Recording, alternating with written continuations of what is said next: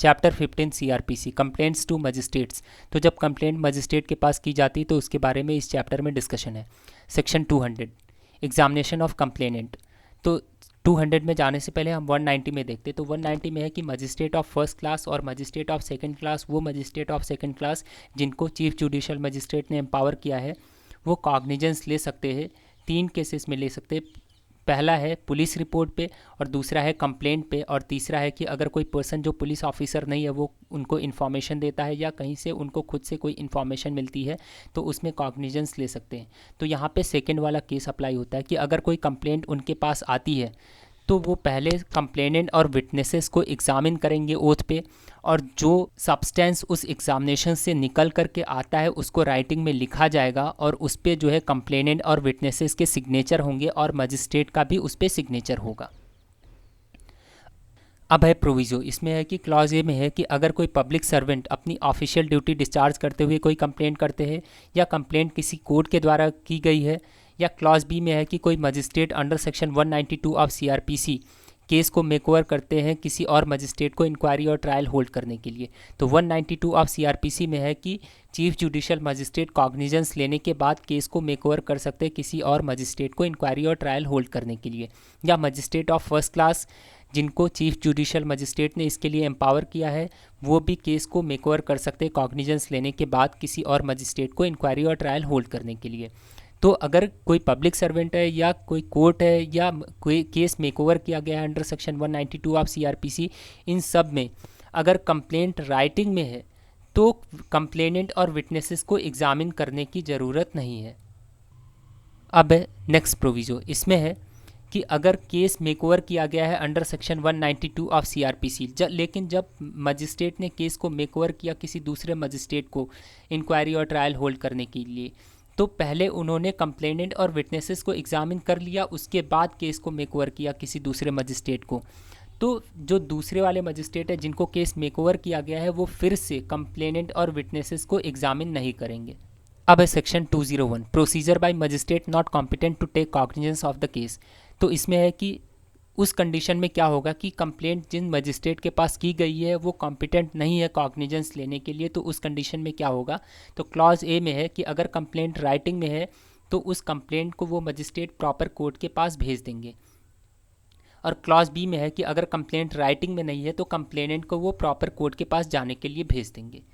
अब एक केस है Devendra Kishanlal Dagalia versus Dwarkesh diamonds private limited. इसमें है कि जब कोई कंप्लेंट मजिस्ट्रेट के पास आती है और वो कॉम्पिटेंट नहीं है उसमें कॉग्निजेंस लेने के लिए, तो वो जो है अगर कंप्लेंट राइटिंग में है तो प्रॉपर कोर्ट के पास कंप्लेंट भेज सकते हैं, और अगर कंप्लेंट राइटिंग में नहीं है तो वो कंप्लेनेंट को बोल देंगे प्रॉपर कोर्ट के पास जाने के लिए। लेकिन अगर उन्होंने 204 की पावर को एक्सरसाइज कर लिया, मतलब समन भेज दिया, तो उसके बाद फिर वो 201 की पावर को एक्सरसाइज नहीं कर सकते। उसका रीज़न ये बोला गया है कि magistrate concern can not recall his summoning order in exercise of power under section 201 CRPC। तो उसमें बोला गया है कि जो कंसर्न मजिस्ट्रेट है वो अपनी समनिंग ऑर्डर को रिकॉल नहीं कर सकते हैं 201 की पावर को एक्सरसाइज करने के लिए। तो अगर उनको 201 की पावर को एक्सरसाइज करना है तो जैसे ही कंप्लेंट आती है उसी टाइम पे करना है, न कि 204 की पावर को एक्सरसाइज करने के बाद। अब है section 202 postponement of issue of processes. तो कब इशू ऑफ प्रोसेस मतलब समन या वारंट को कब पोस्टपोन किया जा सकता है उसके बारे में इस सेक्शन में डिस्कशन है।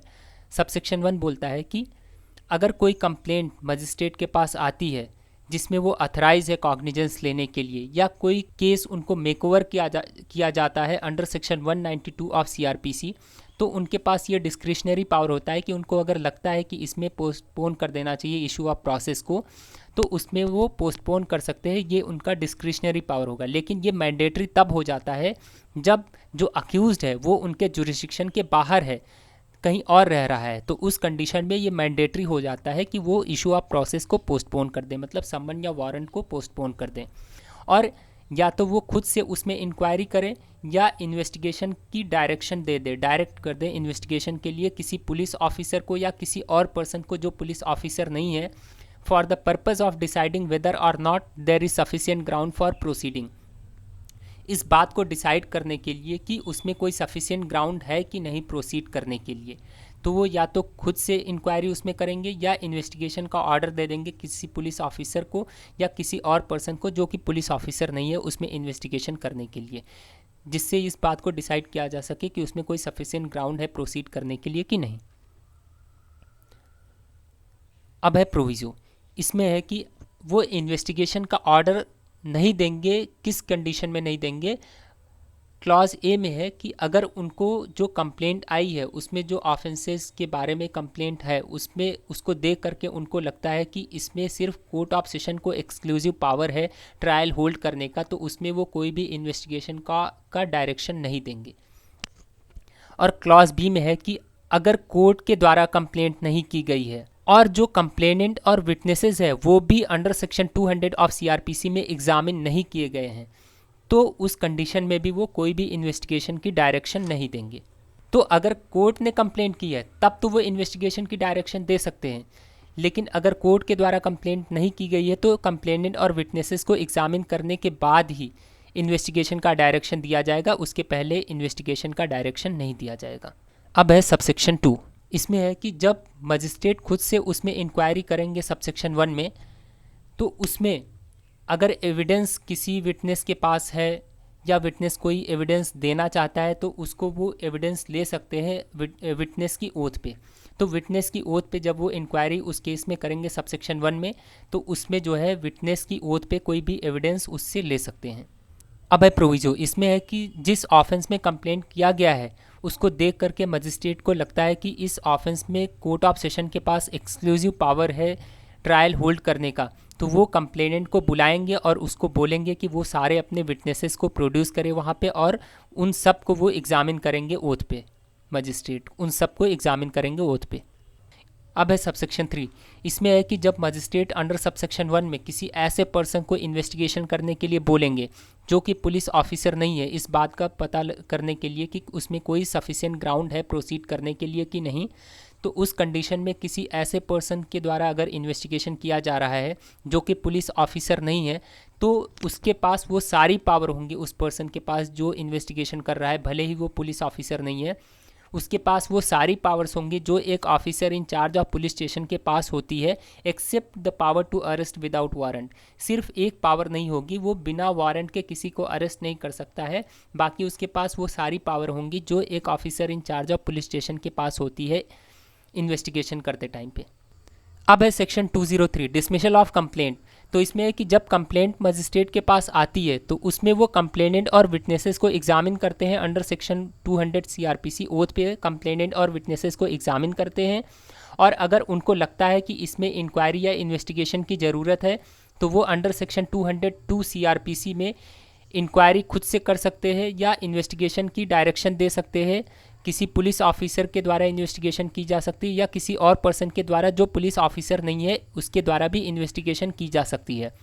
तो कंप्लेनेंट और विटनेसेस को एग्जामिन करने के बाद जो रिज़ल्ट सामने आता है या इंक्वायरी की जो रिपोर्ट आती है या इन्वेस्टिगेशन की जो रिपोर्ट आती है, उन सब को देखने के बाद मजिस्ट्रेट को ऐसा लगता है कि उसमें कोई सफिशिएंट ग्राउंड नहीं है प्रोसीड करने के लिए, तो वो अपना रीज़न उसमें रिकॉर्ड करते हैं कि क्यों उसमें कोई सफिशिएंट ग्राउंड नहीं है प्रोसीड करने के लिए, और रीज़न रिकॉर्ड करने के बाद वो कंप्लेंट को डिसमिस कर देते हैं।